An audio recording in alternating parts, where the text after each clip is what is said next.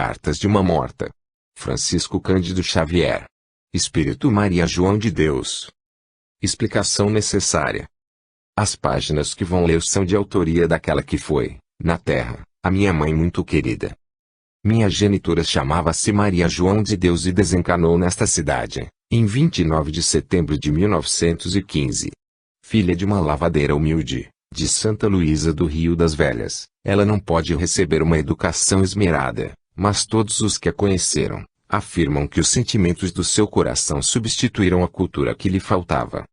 Quando o seu bondoso espírito se comunicou por meu intermédio, pela primeira vez, eu lhe pedi que me contasse as impressões iniciais da sua vida no outro mundo, recebendo a promessa de que o havia de fazer oportunamente, e, há pouco tempo, ela começou a escrever, por intermédio da minha mediunidade, estas cartas do que vão ler. Eu contava 5 anos de idade, quando minha mãe desencarnou, mas, mesmo assim, nunca pude esquecê-la e, ultimamente, graças ao Espiritismo, ouço a sua voz, comunico-me com ela e ao seu espírito generoso devo os melhores instantes de consolo espiritual da minha vida. Aí estão, minha mãe, as tuas páginas. Elas vão ser vendidas em benefício das orfanzinhas. Deus permita que os pequeninos, que sofrem, recebam um conforto em teu nome, e que a misericórdia divina te auxilie, multiplicando as tuas luzes na vida espiritual. Pedro Leopoldo. M.G., 25 de junho de 1935. Francisco Cândido Xavier. No limiar da vida de além-túmulo. Maria João de Deus para mim, meu caro filho, as últimas impressões da existência terrena e os primeiros dias transcorridos depois da morte foram muito amargos e dolorosos. Quero crer que a angústia, que naquele momento avassalou a minha alma, originou-se da profunda mágoa que me ocasionava a separação do lar e dos afetos familiares, pois, apesar de crer na imortalidade, sempre enchia-me de pavor de crer na imortalidade, sempre enchia-me de pavor os aparatos da morte, e dentro do catolicismo, que eu professava fervorosamente, atemorizava-me a perspectiva de uma eterna ausência. Lutei, enquanto me permitiram as forças físicas, contra a influência aniquiladora do meu corpo, mas foi uma luta singular a que sustentei, como só ia acontecer aos corações maternos, quando periga a tranquilidade dos seus filhos. Unicamente esse amor obrigava-me ao apego à vida, porque os sofrimentos, que já havia experimentado, desprendia-me de todo o prazer que ainda pudesse me advir das coisas terrestres. Últimos instantes do tormento corporal. Maria João de Deus combati com tenacidade a moléstia que enfraquecia o meu organismo, porém chegou o dia que assinalava o término das minhas possibilidades de resistência. As derradeiras horas me foram de excruciante martírio e, depois de uma jornada repleta de dores violentas, veio a noite interminável da agonia. Reparava que o meu tempo no mundo se escoava dificilmente, almejando seu findar como trabalhador sedento e faminto, ávido de repouso. O meu estado moral caracterizava-se por uma semi-inconsciência porque o tormento corporal atuava sobre as minhas ideias, que vagavam desordenadas como se fossem violentamente expulsas do meu cérebro. A voz de comando desobedecida. Maria João de Deus desejava orar. Todavia, os pensamentos não conseguiam obedecer-me, dispersos pela confusão estabelecida em meu mundo interior, em virtude dos padecimentos que me percorriam os centros da atividade orgânica, e a minha vontade era semelhante a uma voz de comando, totalmente desobedecida por elementos rebeldes e indisciplinados. Hoje sei que naqueles angustiosos momentos muitos seres se conservavam, embora intangíveis, ao meu lado, amparando-me com os seus braços tutelares e compassivos, porém não os distinguia. Sentia-me sucumbir lentamente.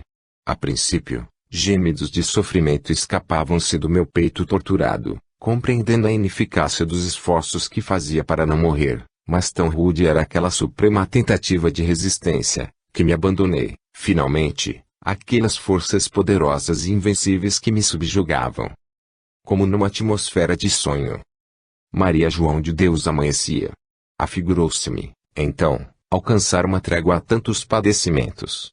Parecia prestes a dormir, mas, sob as mesmas impressões de dor e mal-estar, envolvia-me nas influências do sono, embora sendo presa de indescritíveis pesadelos. Ouvi tudo quanto se pronunciou ao redor de meu leito e vi a ansiedade de quantos deles se abeiravam, Mas todas essas impressões eu as recebia como se estivesse mergulhada em mau sonho. Desejei falar, manifestar vontades e pensamentos. Isso, porém, era impossível. Contemplei pesarosa a imagem do crucificado, que me puseram nas mãos enlanguecidas e quis sinceramente pensar nele, orar com unção, segundo os meus hábitos.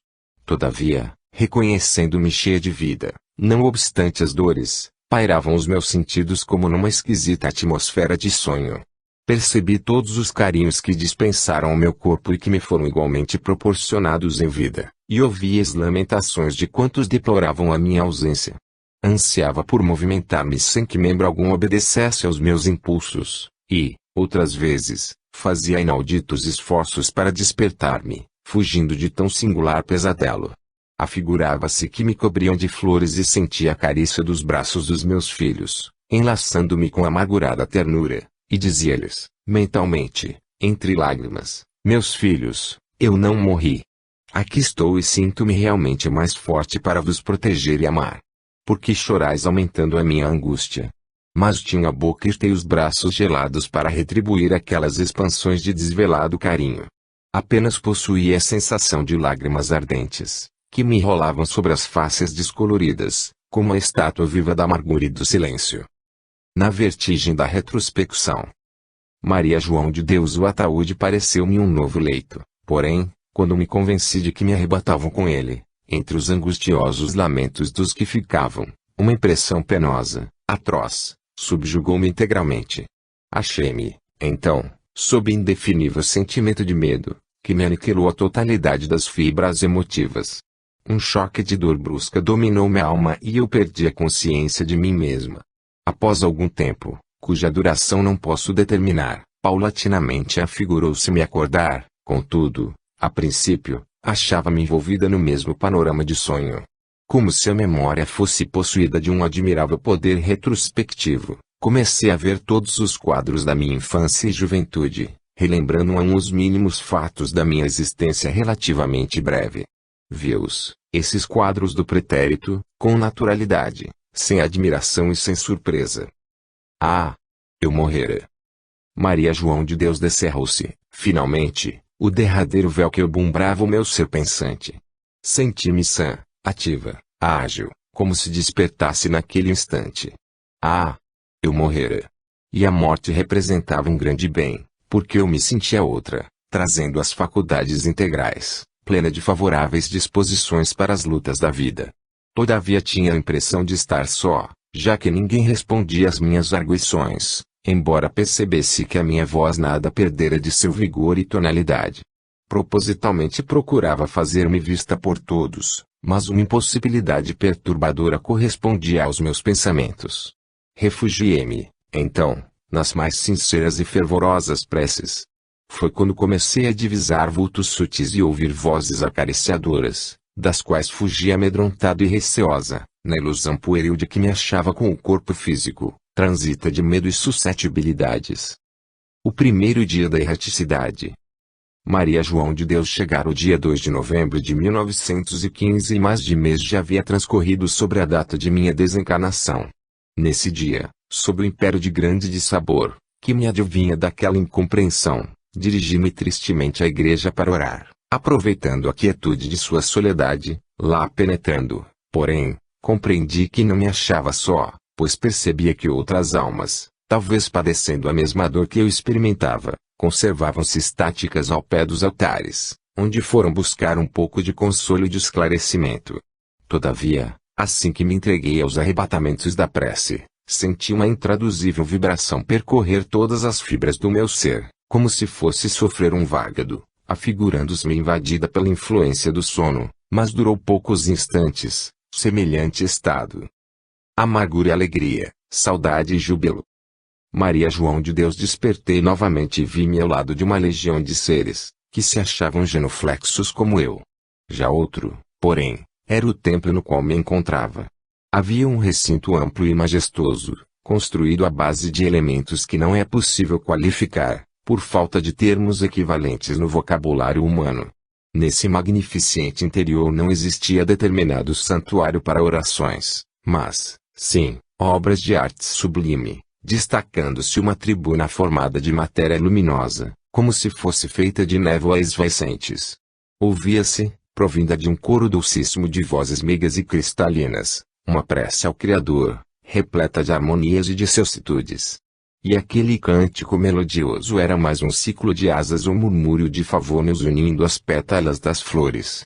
Aí, mais do que nunca, relembrei dos afetos que me ligavam ao lar, e um incoercível receio inundou o meu espírito, amedrontado ante a perspectiva de separação eterna, porque, após as incertezas e as agonias da morte, eu sabia ter sido arrebatada para um local distante, a menos que estivesse possuída de extremas alucinações.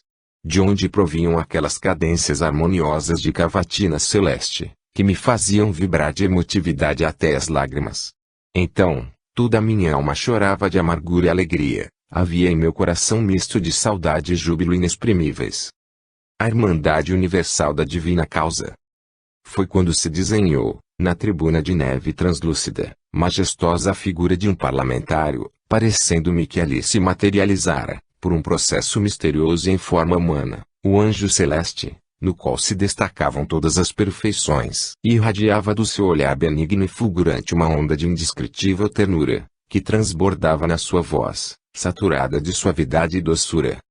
Irmãos, começou ele, a nossa prece, o hino dos nossos corações, misture-se a todas as harmonias do infinito, elevando-se para Deus numa corrente de melodia e de aroma.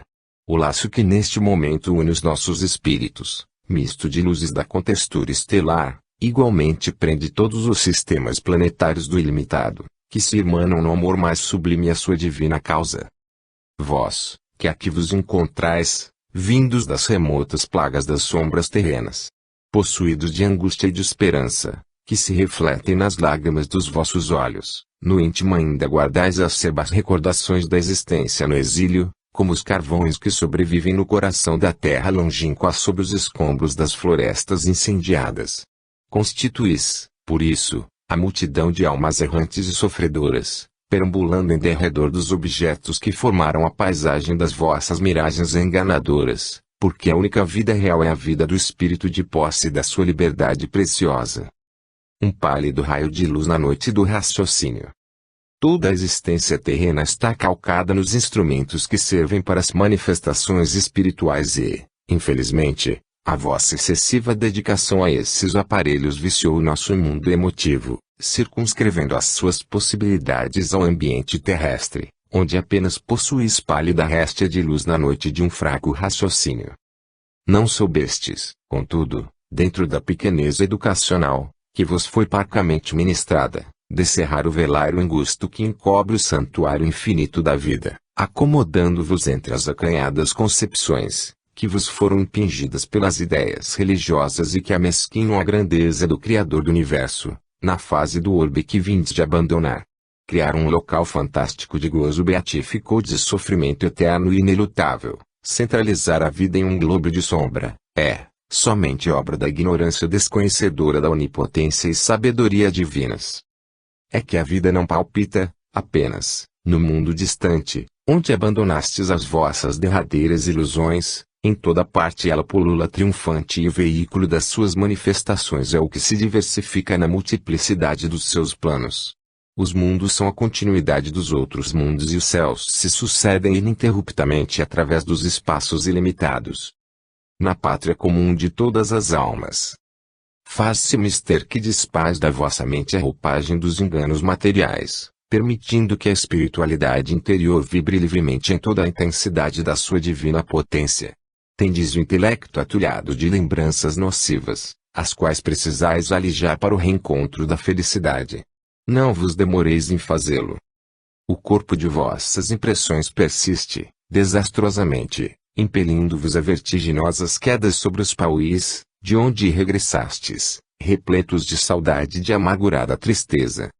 Considerai o verdadeiro panorama da vida universal, sistema de mundos venturosos, enchem o universo de harmonias excelsas, entre as distâncias infindas do éter, descobrem-se terras de encantamentos e divinas grandezas. Sobre as vossas cabeças elevem-se os cânticos das vias lácteas siderais e, sob os vossos pés, ouvem-se os hinos dos sóis resplandecentes. Ponderai sobre essa imensidade sem princípio e sem fim e reconhecei que o espaço é a pátria comum de todas as almas. Terminadas as lutas majestosas, que os seres levam efeito pelo seu aprimoramento anímico, aqui se reúnem para a elaboração de novos projetos grandiosos em novos surtos de perfeição e de progresso. Nas existências planetárias, como a que acabais de deixar, as almas lutam e sofrem os grandes padecimentos remissores, às vezes conhecem de perto a taça das amarguras, mergulhando no oceano das lágrimas, que salvam e regeneram. Aí nessas arenas augustas do aprendizado e da redenção, cauterizam-se feridas cancerosas, curam-se úlceras malignas, aprimoram-se sentimentos desviados da sua pureza, crescem os empreendimentos felizes e conhece-se o grande ensinamento da felicidade, oriunda da solidariedade salvadora. Os venturosos. Venturosos são os que se conduzem através de todas as barreiras e percalços, com o estandarte luminoso da fé, distribuindo os inesgotáveis bens da sua piedade e do seu amor. Vivem serenos na paz de suas consciências, entre as ambições corruptoras que os perseguem ao longo dos caminhos, e os seus dias representam um inaudito esforço de resistência contra o mal deprimente e oprobrioso. Padecem continuadamente, e tombando nas batalhas morais, sangrando de dor, mas envolvidos no halo bendito da esperança e da crença, despertam jubilosos para a existência verdadeira, onde o egoísmo é uma palavra desconhecida e a confraternização universal é a mais legítima das realidades. Retemperam as suas forças, trabalhadas pela intensa luta da vida, nos arquipélagos dourados de paz e de repouso no infinito dos espaços, e assim se preparam para outras refregas, para outras iniciativas, na interminável e abençoada atividade espiritual, a fim de que se dilatem as suas potências em todos os domínios da sabedoria e do amor. Irmãos bem-amados, alimentemos o anelo da vida perfeita. Almas fracas e desditosas, cheias de saudades e desenganos, sacudi a poeira das estradas palmilhadas, abri os vossos corações para a luz como sacrários de ouro sob um plenilúnio divino. Esquecei temporariamente o teatro de vossos infortúnios, onde muitas vezes fostes traídas e humilhadas, mas onde também obrivestes o alvará de vossa liberdade preciosa.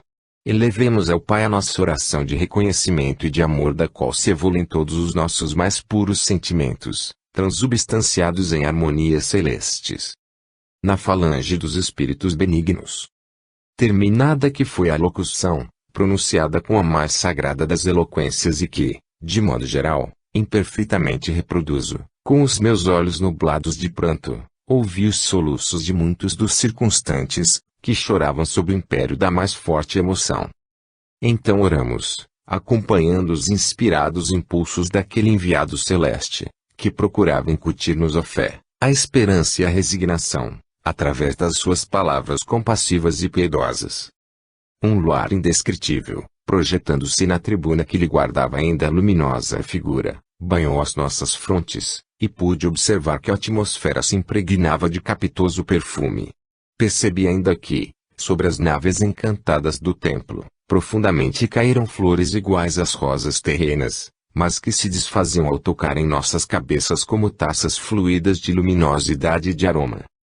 Ah, como chorei naquele dia!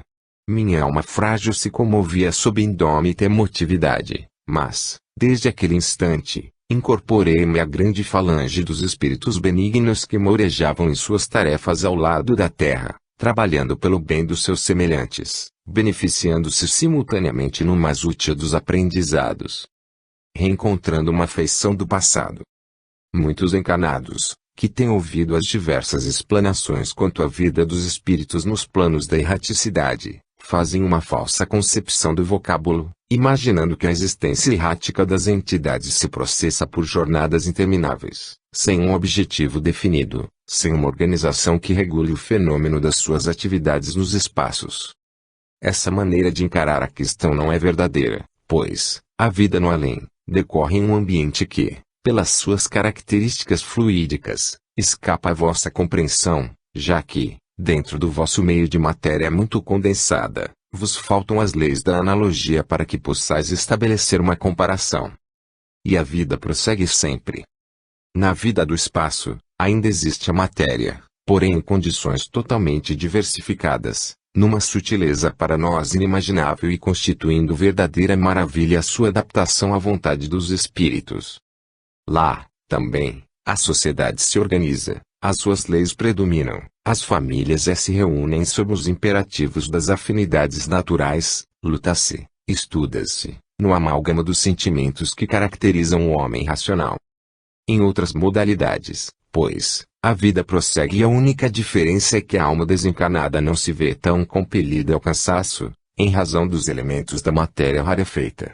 Isso quanto às regiões da erraticidade, porque nos outros orbes, a existência segue o seu curso, de acordo com as suas modalidades específicas, submetendo-se a essas forças diversificadas, como, por exemplo, na Terra nos sujeitamos às suas leis físico-químicas. Meus pulmões respiram e meu coração pulsava.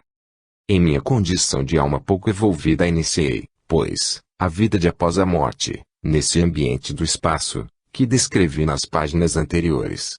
Decorrendo o tempo inolvidável em que divisara a figura sublime daquele mentor espiritual, que viera caridosamente balsamizar as minhas feridas e as daqueles que formavam a grande turba de meus companheiros pela saudade e pelo sofrimento, embora me sentisse relativamente feliz, pressenti o coração pungido pela angústia da distância, que me separava do mundo que eu deixara.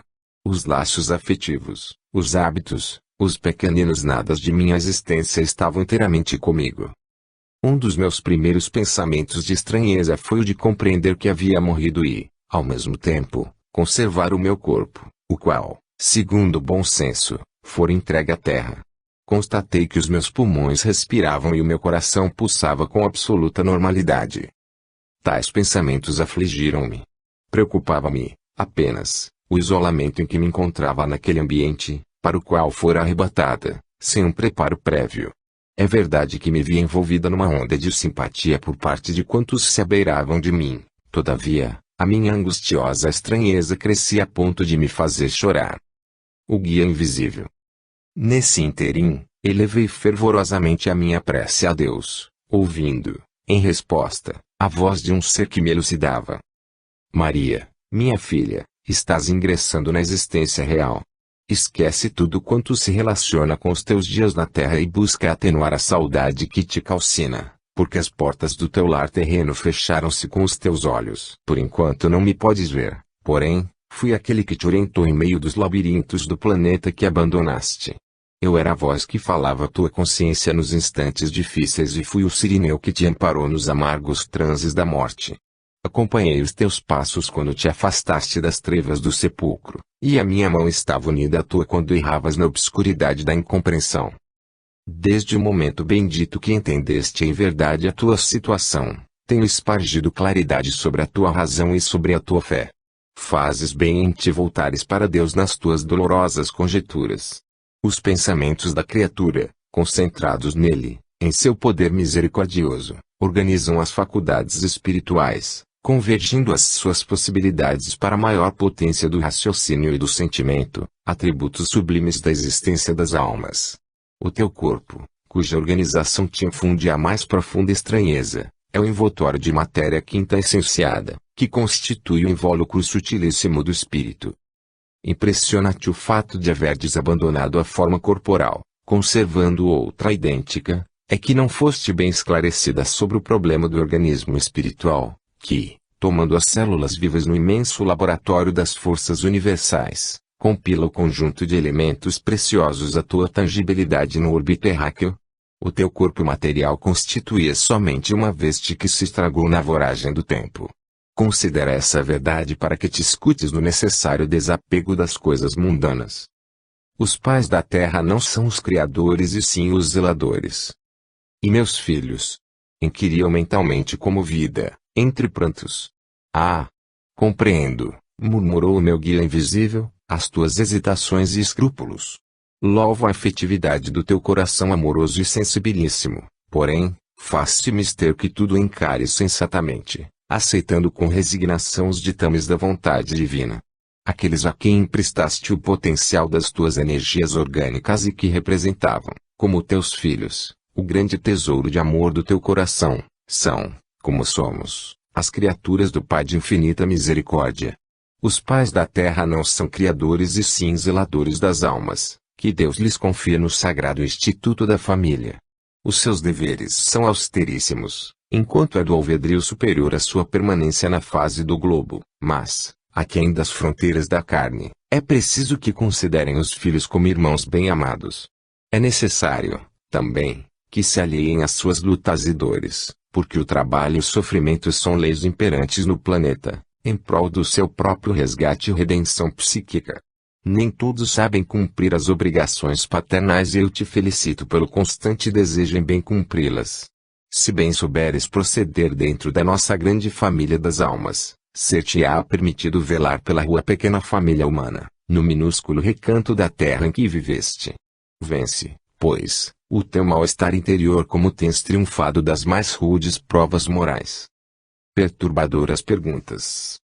Escutei enlevada aquela voz dulcíssima, que me embalava com as suas tonalidades maviosas e enxuguei as lágrimas, sentindo-me mais disposta a afrontar a minha nova situação. Ao meu lado inúmeras almas se conservavam silenciosas, abatidas, e outras retiravam-se em companhia de espíritos fraternos. Acudiram-me, então, ao cérebro, esvaído pelo acúmulo de emoções, as mais perturbadoras perguntas. Eu estaria ali sozinha, em relação aos seres amigos que me haviam precedido no além? Não poderia reconhecer uma das antigas afeições da terra. Antes do meu regresso às paragens siderais, não havia voltado a elas quem fora minha idolatrada mãe. Minha mãe, a grande consolação. Entregue a essas amargas inquirições, vi-me pequenina e senil a sensação das lágrimas maternas orvalhando as minhas faces. Recordava-me dos menores detalhes do lar, quando experimentei sobre os ombros o contato de veludosas mãos. Ergui repentinamente o meu olhar e, ó, maravilha, vi minha mãe a contemplar-me com a melhor das expressões de ternura e amor. Como me senti recompensada, nesse momento inesquecível, de todos os infortúnios que houvera sofrido. Uma inexprimível sensação de júbilo dominou minha alma ao recordar os amargores da terra longínqua, pois, nesse instante, toda a minha existência estava concentrada naquela afeição, reencontrada para a aventura imortal. Eram os meus temores, as minhas esperanças, os meus afetos, a minha longa saudade, enfim tudo ali estava nos meus prantos de imensa alegria. E aquele ente querido, que na terra para mim fora o anjo do amor maternal, também se sentia sob um período de grande emoção. Compreendi que os nossos espíritos já muito se haviam unido na milagrosa teia das vidas sucessivas, e caí-lhe nos braços amorosos, misturando os soluços de nossos sentimentos. Minha mãe, consegui dizer, poderá haver maior felicidade do que esta. Percebi, a seguir, que era envolvida na onda simpática do seu caricioso olhar, ao mesmo tempo que lhe ouvi a voz repassada de infinita doçura: Maria, estás fatigada pelas emoções consecutivas. Vem descansar um pouco ao meu lado, aqui, filha, junto ao meu coração. Ah, minhas pálpebras, então, cerraram-me para o sono brando e tranquilo e adormeci como um pássaro minúsculo, que repousasse sob a proteção carinhosa de grandes asas. Na vida da alma livre. Num ambiente de paz e serenidade transcorreram os meus primeiros dias no além-túmulo. Não obstante a minha tranquilidade, impressionavam-me, ainda, as sensações corporais, em razão das profundas raízes de sentimentos que me ligavam ao orbe terráqueo. Bastaria que me colocasse em contato com as recordações da vida que deixara, para que revivessem, em meu mundo interior, incidentes que presumia inumados para sempre no ouvido, junto às mais acerbas lembranças. Avivaram-se, então, as próprias dores físicas que eu experimentara nos meus últimos tempos na terra, e sentia-me alquebrada pela dor e pelos desgostos. Na vida do além o pensamento é quase tudo. São essas manifestações de vontade fraca e indecisa que mais torturaram os trespassados, no início de sua existência extraterrestre. Na vida livre, o pensamento é quase tudo. Não há nela formas determinadas como no mundo da matéria, e tudo se subordina aos ditames de uma vontade potente. Dificuldade à concentração mental. Meus parcos conhecimentos a respeito do espírito e de suas possibilidades dificultavam-me a concentração do poder mental num objetivo definido, o que auxilia sobremaneira os seres recém-libertos da carne a compreenderem a vida que os rodeia. A iniciação do além. Francelina, O espírito boníssimo que me servira de mãe, obtivera permissão para acompanhar-me na iniciação da existência espiritual, e foi guiada por sua meiguice que ingressei nas regiões misteriosas, que a morte nos descerra em outros planos. O ninho acolhedor das almas errantes. Para que possas ter ideia do local em que me encontrava, direi que era igual ao dos majestosos edifícios daí, divididos em confortáveis apartamentos. Era, como se pode dizer, uma grande casa de socorros espirituais, um ninho acolhedor de almas errantes e enfraquecidas. Havia ali solicitude, zelo e amor fraternais. Muita coisa existe que não se parece com os objetos da terra, porém, lá vive algo que pode servir de formas intermediárias entre um e outro plano. A elevação para a verdade e para a perfeição. Num espaçoso recinto, cujo teto era a abóbada estrelejada do infinito, nos reuníamos para orar. Era aí que, em sagrado recolhimento, ouvíamos, extasiados, as mais sublimes lições dos mestres, os elevados espíritos que nos visitavam e que, como guias consoladores, orientavam o nosso pensamento para concepções grandiosas do universo, confortando-nos em nossa fraqueza e ensinando-nos a vida excelsa da verdade. Muitas vezes, nos instantes em que nos entregávamos às mais fervorosas orações, víamos descer, das vastidões etéreas que nos cobriam a cabeça, uma profusão de pétalas de flores, que desapareciam quando aspirávamos os seus perfumes balsâmicos. Explicou-me certo espírito evoluído que esses eflúvios aromáticos eram as manifestações do benefício da prece, que elevávamos aos parâmetros da perfeição e que, a eles remontando, voltava aos nossos corações saturados do amor das almas benditas que, por seu saber e suas virtudes, se tornavam colaboradoras diretas da onipotência divina. O símbolo radiador da alma divina. Em outras ocasiões, afigurava-se ouvir músicas estranhas e de ritmos desconhecidos, que nos embalavam na sua harmoniosa carícia.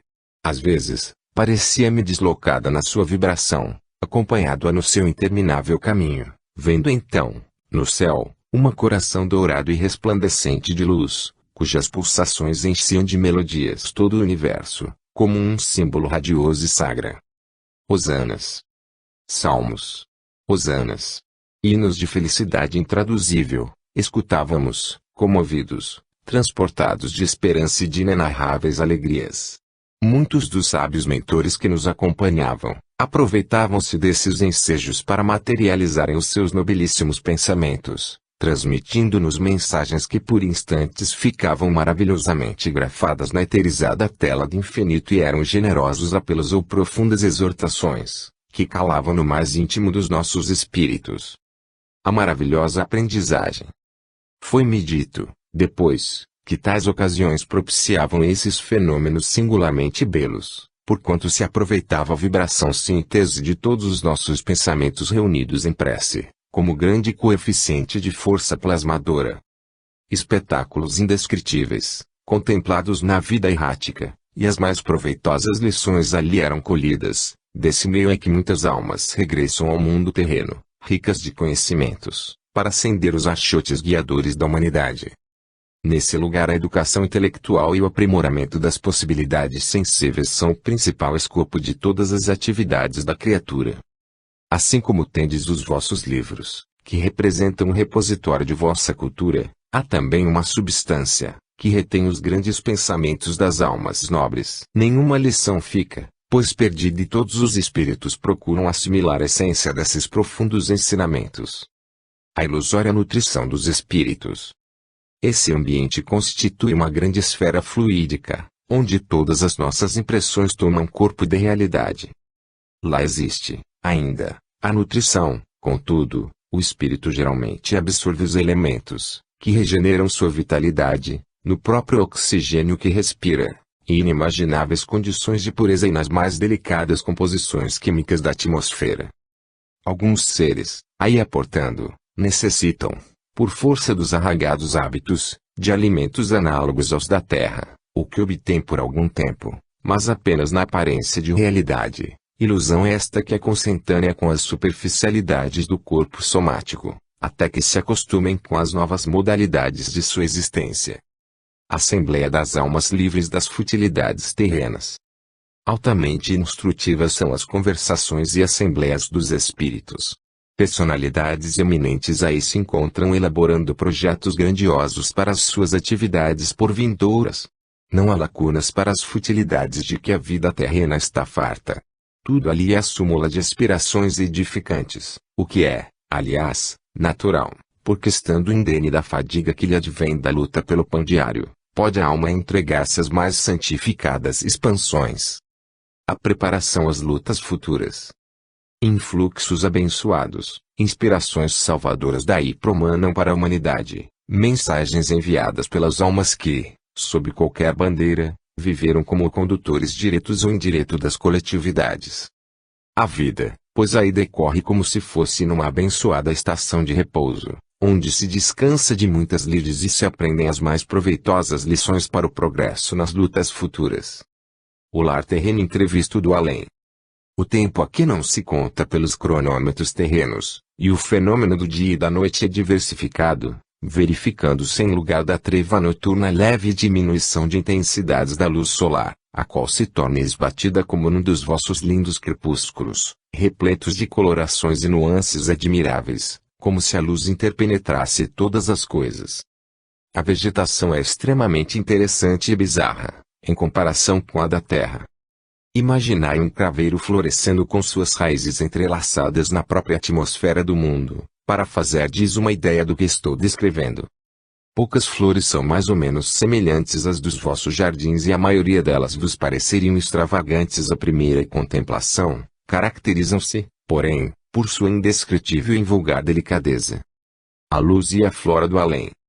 Alguns espíritos me disseram que as almas sumamente perfeitas e que já se tornaram executores dos decretos do Altíssimo, auxiliam os seres rudimentares do reino mineral e vegetal, ajudando-os na organização de suas formas, dos seus pensamentos formosos e sábios, que elas saturam de elementos de astralidade, favorecendo assim o embrião espiritual em suas manifestações iniciais. Pensamentos que orientam a formação de cristais e de flores. Como poderia descrever a serenidade e a paz que se desfruta num ambiente feliz de erraticidade? Não há vocábulos ou arroubos de imaginação para fazê-lo com fidelidade. Foi aí que encontrei afetos acrisolados e reconheci as amizades que desafiam o tempo e a morte, nesses locais onde existem ainda os reflexos da vida planetária e onde o espírito adquire novas forças para a luta interminável no progresso universal. Afetos que desafiam o tempo e a morte. Como poderia descrever a serenidade e a paz que se desfruta num ambiente feliz de erraticidade? Não há vocábulos ou arroubos de imaginação para fazê-lo com fidelidade. Foi aí que encontrei afetos acrisolados e reconheci as amizades que desafiam o tempo e a morte, nesses locais onde existem ainda os reflexos da vida planetária e onde o espírito adquire novas forças para a luta interminável no progresso universal. A Terra, obscuro planeta de exílio e de sombra, vista do além. Após adaptar-me mais ou menos a essa nova vida, ocorreu-me como vos poderia rever e solicitei de um instrutor informação a respeito. Sabes em que direção está a Terra? Perguntou ele com bondade. Diante da minha natural ignorância, apontou-me com a destra um ponto obscuro que se perdia na imensidade, recomendando fitá-lo atentamente. Afigurou-se-me vê-lo crescer dentro de um turbilhão de sirocos indescritíveis. Parecia-me contemplar a impetuosidade de um furacão a envolver grande massa compacta de cinzas enegrecidas. Tomada de inusitado receio, desviei o olhar, porém, o meu solícito guia, exclamou com brandura, lá está a Terra com seus contrastes destruidores, os ventos da iniquidade varem-na de polo a polo, entre os brados angustiosos dos seres que se debatem na aflição e no morticínio. O que viste é o efeito das vibrações antagônicas, emitidas pela humanidade atormentada nas calamidades da guerra. Lá alimentam-se as almas com a substância amargosa das dores e sobre a sua superfície a vida é o direito do mais forte. Triste existência dessas criaturas que se trucidam mutuamente para viver. São comuns, ali, as chacinas, a fome, a epidemia, a viuvez, a orfandade que aqui não conhecemos. Obscuro planeta de exílio e de sombra. Entretanto, no universo, poucos lugares abrigarão tanto orgulho e tanto egoísmo. Por tal motivo é que esse mundo necessita de golpes violentos e rudes. Busca ver naquelas regiões ensanguentadas o local em que estiveste. Pensa nos que lá deixaste, cheio de amargurosa saudade. Deus permite e eu te auxilio. O regresso espiritual ao lar terreno. Delineei, então, na mente, tudo quanto se relacionava com a minha derradeira existência. Primeiramente, vi-me à margem de uma encantadora paisagem marítima avistando um caminho longo, através do qual fui impelido a seguir. Sentia-me na posse das faculdades volitivas, que obtivera com o meu desprendimento da vida carnal, e, numa fração infinitésima de tempo, estava ao vosso lado. Ah! Como vos abracei a todos, emocionada e recolhida! Como achei pequenino o nosso antigo lar e como me penalizou o quadro das vossas dores e dificuldades! Chorei amargamente vendo a miséria do mundo que vos compele ao sofrimento e uma batalha sem tréguas.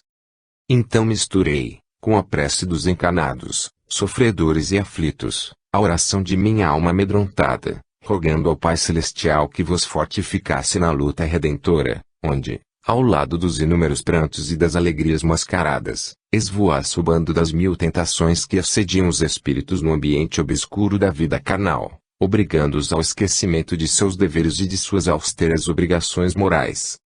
Os desencarnados na guerra. A grande dificuldade dos desencarnados, para se fazerem compreendidos no tocante às modalidades da nova existência com todos os seus pormenores, reside justamente na ausência de termos comparativos. Falta-lhes, em se manifestando nesse sentido, a lei analógica a fim de que se possa assimilar devidamente o que digam. Para darmos ideia do que seja a nossa vida e os detalhes da nossa habitação, muitas vezes é preciso que recorramos às imagens que a Terra nos oferece, a tudo quanto o homem, em sua situação temporária, tem guardado na retina. Construções e ambientes de transição que lembram os da Terra. Nos planos adjacentes ao mundo, contudo, a vida espiritual transcorre em ambiente semelhante ao da vida terrena. Suas construções, à base de uma substância para vós desconhecida, têm, mais ou menos, as disposições que aí se observam. Todavia, nas menores coisas, há um caráter de transição, obrigando o espírito a elevar suas aspirações e seus interesses para o alto. Nos locais em que me encontrava temporariamente, muitos departamentos haviam que se preparavam às pressas. Decorações, ornamentos, objetos, tudo ali se achava e se confundia, dando perfeita ideia de grandes estabelecimentos hospitalares cuidadosamente organizados. A chegada, no além, dos desencarnados na guerra. Surpreendida, vinha saber que os preparativos se destinavam aos recém-desencarnados da última guerra, e não foi ainda sem surpresa que vi chegarem os primeiros ocupantes daqueles alvos leitos, que se perdiam nas vastas enfermarias, graciosas e confortáveis, não sabendo explicar por que razão havia necessidade daquele cenário, mundano em demasia, onde nada faltava, nem mesmo os instrumentos de técnica operatória. De instante a instante eis que chegava uma leva de macas, conduzidas por almas solícitas e devotadas. Se muitos hospitais de sangue são preparados na terra, nos infaustos dias de lutas fratricidas, mas ainda são as organizações congêneres nos planos da erraticidade. Nem todos, porém, que desencarnam, abrigam-se em semelhantes lugares, havendo situações especiais, privativas àquelas que elas fizeram jus. A carinhosa recepção. Admirei a delicadeza com que os seres espiritualizados recebiam os seus irmãos egressos dos combates, onde centenas de vidas jovens foram ceifadas impiedosamente. Eram, assim recolhidos com a maior bondade, como se fossem feridos penetrando nos hospitais comuns da terra. O derradeiro apelo da vida material. Muitos dos que ali ingressavam, manifestavam o seu pavor à morte, rogando em altos brados que os livrassem de perecer. Solicitavam aos que o assistiam socorro e auxílio, suplicando que lhes prolongassem a vida em favor da noiva idolatrada, dos pais carinhosos e queridos, dos seres inesquecíveis que haviam ficado à mercê do abandono e do infortúnio. Era para mim, singularmente interessante, ouvir-lhes essas rogativas, porquanto desconhecia ainda todo o poder somático sobre a inteligência recém-desencarnada. A convalescença dos desencarnados. Eram todos tratados com inexcedível carinho e as suas amargas queixas obtinham réplicas afetuosas de animadoras promessas.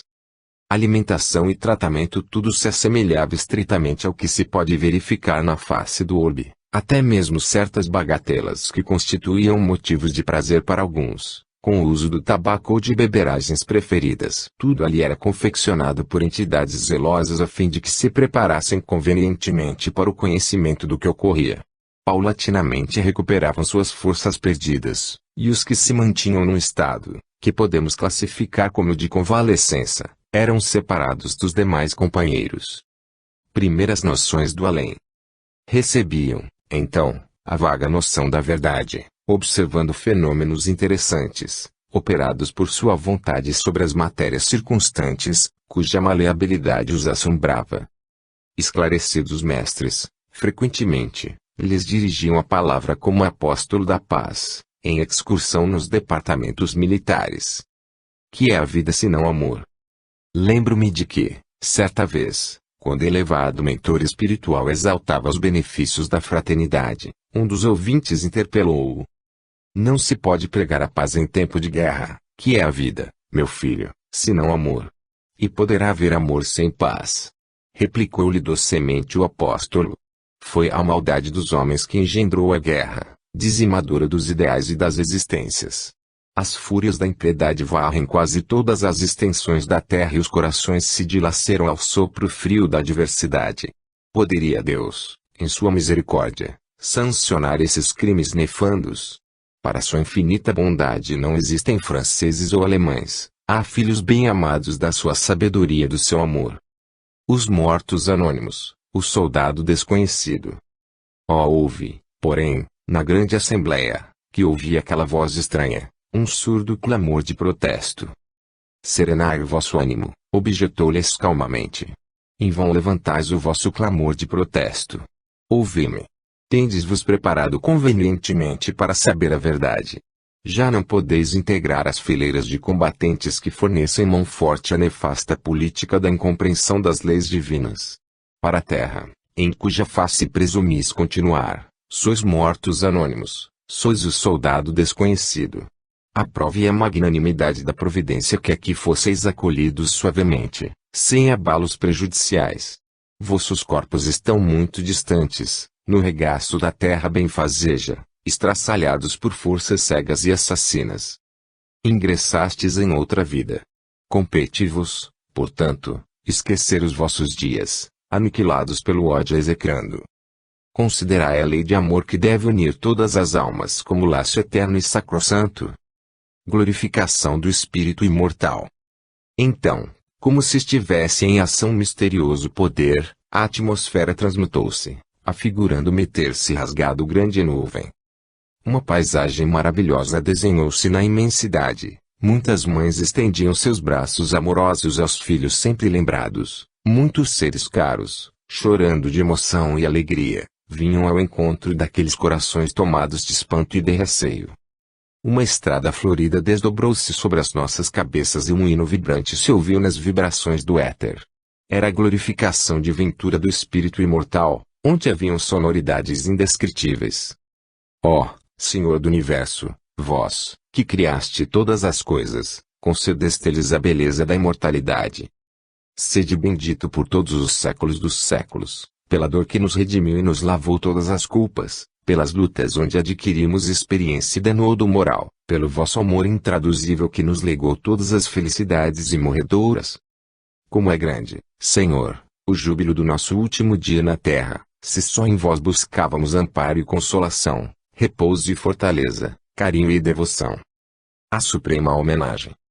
Todas as vozes então se reuniram num coro inigualável e, naquele dia, presenciando o esclarecimento de algumas almas que daquela hora em diante, se tornaram em ativas colaboradoras da beneficência sideral, assisti uma das mais comovedoras homenagens prestadas à bondade do Criador. Belezas de Saturno à vertiginosa excursão. Um dos planetas, cuja constituição mais me impressionava, quando raramente me entretinha com essas questões na Terra, era Saturno, imaginando como seriam prodigiosos os fenômenos da luz em sua superfície, em virtude de seu anel e numerosos satélites. Revelando essas preocupações ao espírito benévolo, que prosseguia dispensando-me carinhosa proteção, concedeu-me o seu valioso auxílio para que eu pudesse excursionar aquele orbe distante. Bastou que fixássemos em nossa mente semelhante desejo para que me visse ao lado de um boníssimo companheiro, envolto em atmosfera diferente da que me era habitual nas adjacências da Terra. O Sol azulado de Saturno. Vi-me então, numa superfície diversificada, onde parecia pisar sobre um amontoado de massas mais ou menos análogas ao gelo, sentindo-me envolvida numa temperatura singular. Avistei muito distante, como um novelo de luz, levemente azulada, o Sol. Todavia, só pude saber que se tratava desse astro porque me disse o esclarecido mentor e devotado guia. Tal era a diferença que eu constatava. A luz se espalhava por todas as coisas, mas o seu calor era menor, dando-me a impressão de frescura e amenidade, arrancando do cenário majestoso, que eu presenciava, tonalidades de um rosa pálido e de um azul indefinível. Vi, depois, várias habitações de estilo gracioso, onde predominavam grandes colunatas artisticamente dispostas, decoradas com uma substância para mim desconhecida, que mudava de cor, em lindíssimas nuances, aos reflexos da luz solar. Um mundo sem clorofila. Uma vegetação estranha coalhava o solo branco, às vezes brilhante. A clorofila, porém, que se conhece no planeta terráqueo, devia estar substituída por outro elemento, porque todas as folhagens e ramarias eram azuladas. Contudo, os espécimes de flores, que eu tinha sob as vistas, eram de coloridos variegados, apresentando as mais singulares tonalidades quando refletiam a luz circunstante. Flores extraordinárias pela sua originalidade e perfume ornamentavam todo o ambiente. Os monstros feios e graciosos. Contemplando o espaço, muito acima de nós, vi grandes massas multicores, que tomei por variegadas nuvens, e, ao mesmo tempo notei que seres estranhos evolucionavam nos ares, em gráceis movimentos, apesar de me parecerem bizarros. Nada tinham de comum com os tipos da humanidade terrena, afigurando-se extraordinariamente feios com a sua organização animalesca, com suas membranas à guisa de asas, tão estranhas para mim, as quais lhe facultavam o poder de volitar à vontade. O dia de 10 horas. Ante a minha atitude de assombro, solicitamente o guia explicou: "Vês, filha, estamos na superfície de Saturno, onde o dia se compõe de 10 horas e as estações duram mais de 7 anos consecutivos, segundo a contagem do tempo no planeta que deixaste. Aqui a situação climatérica é eminentemente benéfica, em razão do equilíbrio da obliquidade da eclíptica, propiciando aos habitantes deste venturoso orbe, elementos de duradoura saúde. Novos aspectos da luz. O Sol, aqui apresenta novos aspectos, porquanto sua luz, em combinação com os elementos atmosféricos, caracteriza-se por composições que desconheces, e essa claridade eterna e suave, que te provoca admiração, é conservada em suas vibrações pelos numerosos satélites que a refletem, multiplicando os raios luminosos e caloríficos. Mediunidade generalizada. Aqui ainda existe o colégio sacratíssimo da família, que se reúne sob os imperativos das afinidades naturais. Chegados a certa idade, os saturninos ouvem os espíritos, seus irmãos das outras esferas do sistema, existindo entre eles a mais poderosa mediunidade generalizada. Conhecem todas as combinações fluídicas requeridas ao seu bem-estar, e a eletricidade e a mecânica não têm para eles segredos, sabendo utilizar-lhes as forças com plena consciência das suas possibilidades. Também estão ao par do que ocorre nos outros mundos e todo habitante de Saturno pode calcular com precisão matemática, de um momento para outro, a posição dos satélites dos outros planetas, respondendo com acerto qualquer arguição nesse sentido. Conhecem a história e os fenômenos dos globos cometários que lhes são familiares, e sabem medir a paralaxe das estrelas mais próximas, conservando uma vasta ciência das coisas do céu. A ciência unida à fé. Entre eles, a justiça e a verdade não são um mito e, há muito, a ciência está reunida à fé. Não amontoam as riquezas, que resplendem no solo em que pisam, no qual se conservam matérias preciosíssimas, as quais somente são retiradas para a ornamentação de seus lares ou dos templos da sabedoria, onde se verificam prodigiosas manifestações da onipotência divina. A simplificação da existência, por meio das aplicações do seu extraordinário engenho e de suas nobilíssimas concepções acerca das finalidades da vida, minorou-lhes as fadigas e os trabalhos, que aqui não precisam ser tão intensos. Podem se dedicar com mais devoção ao que concerne à espiritualidade, conservando-se acima da ciência terrena no problemas referentes à medicina. As moléstias incuráveis entre eles são desconhecidas e sagradas instituições recebem os que se avizinham da transição que denominais morte, na Terra. Para eles a morte não existe, porque estão cientes de tudo o que ocorre ao espírito liberto. Não são, contudo, seres perfeitos como talvez presumas, são ainda falíveis, mas o que te procuro demonstrar é a sua incontestável superioridade sobre o orbe que abandonaste. Assembleias aéreas. Vendo grandes nuvens multicores, que esvoaçavam no firmamento, expressei minha admiração ao companheiro zeloso, que me esclareceu. Não são nuvens o que contemplas. São aparelhos gigantescos onde os saturninos se reúnem para estudos maravilhosos. Em cada um deles se agrupa uma assembleia de espíritos sedentos de sabedoria. A música, a poesia e todas as artes lhes merecem especial carinho, porquanto um único objetivo os emana no mesmo ideal. A grandeza intelectual. As almas sofredoras. Nas paragens da erraticidade nem todos os lugares são estâncias de repouso, de aprendizagem ou bem-estar. Há regiões obscuras, atopetadas de amargores, formadas pelas consciências polutas que as povoam. Confrangente é a situação das almas sofredoras, que a esses ambientes se destinam, porque viverão com o fruto amargo das sementes que espalharam nos dias de sua vida temporária. Saturno, dos mares rosados.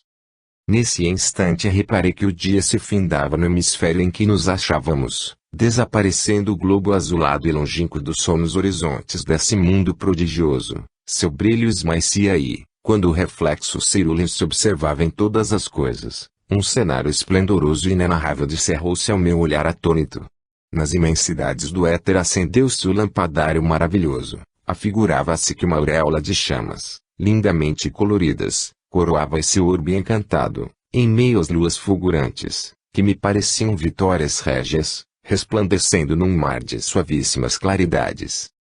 Locomovemo-nos em determinada direção e qual não foi o meu espanto ao deparar com grande massa de substância fluídica, um pouco semelhante à água levemente rosada, elucidando o meu prezado mentor tratar-se dos mares saturninos, enquanto apreciava as fontes encantadas e os lagos róseos como se fossem cravados em geleiras alvíssimas. Observei, então, um quadro indescritível, bem no cume de um monte, que parecia de neve, certo palácio de colunas preciosas energia de uma alcatifa de flores. Resplandeciam os anéis luminosos no firmamento e grande multidão ali se reunia em atitude de recolhimento e prece. Vi, então, elevar-se aos céus constelados uma onda de luminosidade esférica e, da amplidão azul, onde evolucionavam os lindos satélites desse orbe de sabedoria e ventura, um jorro de sol desceu sobre aqueles seres silenciosos e recolhidos. Era a correspondência visível entre dois planos. Nesse instante, porém, o desvelado mentor me arrancou do êxtase em que me achava. Saí então, daquela atmosfera densa, mas cheia de encantamentos e de maravilhas, levando comigo a visão eterna daquele celeste orbe de harmonia e beleza, que se afigurou, ao meu espírito acanhado e imperfeito, como prodiosa estância de perfeições do universo. O círculo dos padecimentos. Tive ensejo de visitar alguns desses núcleos de prantos incontáveis e amaríssimos, e neles encontrei alguns de meus antigos conhecidos na terra. Quão dolorosos são os dias que ali pesadamente transcorrem. Ainda, as impressões arraigadas do corpo físico que se devem a esses agrupamentos, onde pululam padeceres de toda espécie, mas que existem sob as determinações de uma lei natural, reguladora dos problemas das compensações. O pensamento é tudo. Um espírito pode beneficiar-se com o que lhe provém do exterior, mas o seu verdadeiro mundo é aquele criado por seus pensamentos, atos e aspirações. O pensamento é tudo. Todas as construções terrenas, todos os portentos, que aí atestam o progresso, são obras do ideal. Nações, cidades, leis, são as exteriorizações dos pensamentos. Também eles são a fonte causal das manifestações do espírito em outros planos, onde todas as formas, muitíssimo diferenciadas embora atestam o ascendente da alma, sua inteligência e seu poder. A expiação do egoísmo, da avareza e da luxúria. Nos planos da erraticidade existem, pois, lugares especificados, onde se aliam os seres cujas mentes se afinam pelo mesmo diapasão. Vivem ali os que se apegaram em excesso às futilidades terrestres, sentindo-lhes desconsoladamente a ausência